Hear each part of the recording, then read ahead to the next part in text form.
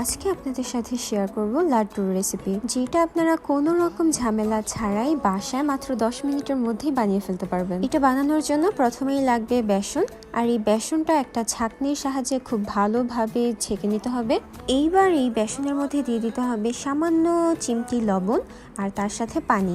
এবার পানি দিয়ে ভালোভাবে একটা ব্যাটার তৈরি করে নিতে হবে। মিষ্টির মধ্যে লাড্ডু তো আমার বেশ পছন্দ, আর আপনারা যদি এই রেসিপিটা ফলো করেন তাহলে আপনাদের লাড্ডু হবে একদম পারফেক্ট। ইভেন বাসায় হুটহাট গেস্ট চলে আসলেও আপনারা তাড়াতাড়ি এই লাড্ডুটা বানিয়ে ফেলতে পারবেন। এরকম কনসিস্টেন্সির একটা ব্যাটার হয়ে গেলে প্যানে দিয়ে দিতে হবে তেল, দেন তেলের উপর এই ব্যাটারটা ঢেলে দিতে হবে। কোনো রকম ঝামেলা নেই, আপনারা জাস্ট ডিম ভাজার মতো করে পুরো প্যান ভরে দিয়ে দিবেন। আর এইটা ভেজে নেবেন যতক্ষণ না এই বেসনটা একদম ক্রিস্পি হয়ে যায়। তারপর এটা উঠিয়ে হাতের সাহায্যে ভেঙে নিতে হবে। দেন সবগুলো একটা ব্লেন্ডারে দিয়ে দিতে হবে, অ্যান্ড ব্লেন্ডারে ভালো মতো এগুলো ব্লেন্ড করে নিতে হবে। একদম মিহি করে ব্লেন্ড করার কোনো প্রয়োজন নেই, সামান্য একটু দানা দানা থাকলেও ভালো লাগবে।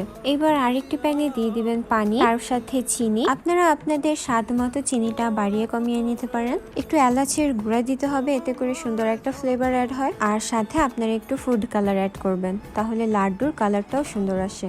শিরাটা ঘন হয়ে যাওয়া পর্যন্ত জাল করতে হবে, আর যখন এটা ঘন হয়ে যাবে তখন ব্লেন্ড করে রাখা বেসনগুলো এখানে দিয়ে দিতে হবে। আর এরপর এই শিরার সাথে খুব ভালোভাবে মাখিয়ে নিতে হবে। এ পর্যায়ে চুলার ফ্লেমটা একটু কমিয়ে রাখবেন, নয়তো পুড়ে যেতে পারে।